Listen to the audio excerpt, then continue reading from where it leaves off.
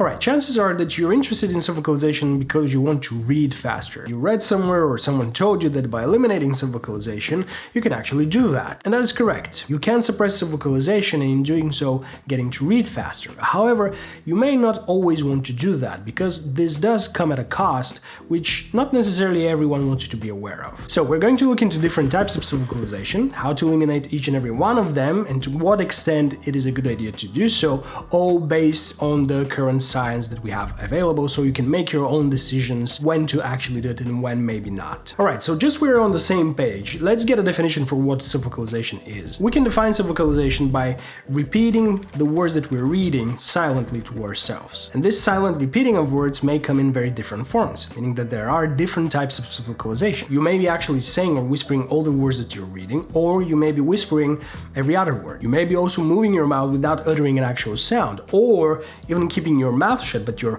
tongue being very active. And all these different types of subvocalization and more scientists have actually observed.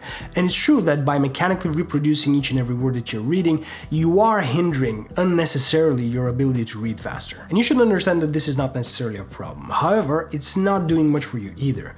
The reason being is that you may be actually focusing too much on reading the words instead of focusing on the meaning of those words. The good thing is that this type of subvocalization is easily untrainable. Just using a chewing gum while reading or something sweet, something to just keep your speech apparatus occupied while reading will help you a lot. Now, once you take care of that, you may notice that although you're not whispering words or you're not doing any apparent mechanical movements with your mouth or your tongue, you're still subvocalizing, but now it's all in your head.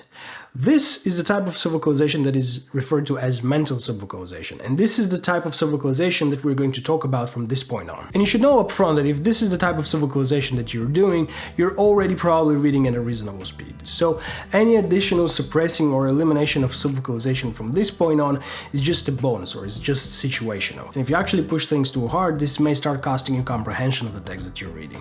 And there's not a lot of space for debate around that because we already have the science to back this up. In fact, it may cost you anywhere between 10 to 20% of your comprehension, and this is specifically based on studies designed to explore exactly that. That being said, it's interesting to know that depending on the way we suppress subvocalization and the degree to which we do that, the trade-off in comprehension may also vary dramatically. So let's take a look at some different methods that have been studied for suppressing mental subvocalization. One way to do that is by counting while reading. So while reading, you repeatedly count 1, 2, 3, 4, 1, 2, 3, 4, maybe a little faster, maybe a little slower, maybe in your head, maybe out loud. In the research that we have and that was performed, it was out loud. And with practice, this particular technique may allow you to almost completely eliminate subvocalization. But what research shows is that this one technique may cost you the most comprehension in return.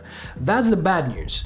The good news is that there was another technique that was put to the test which seemed a lot more promising. And the technique is very simple. Instead of counting while reading, you just tap your fingers on the table. And the results were surprisingly good. And the explanation as to why this works so much better than counting is that when counting, it's as if two people are talking over one another and arguing on which one gets to talk on a mic, the mic representing our speech resources. On the other hand, tapping our fingers while reading seems to prevent most of this mental dispute, so we get to read faster, to subvocalize less, and yet retain higher comprehension. So let's put into perspective everything that we've learned. First of all, we have mechanical subvocalization, which we can totally get rid of, not because of some other reason, but to make sure that we're focusing on reading for meaning instead of reading for words. And then we have mental subvocalization, which, if you want to get a better grasp of what it feels like to read without listening to that inner narrator all the time, you can suppress that, and in doing so read faster.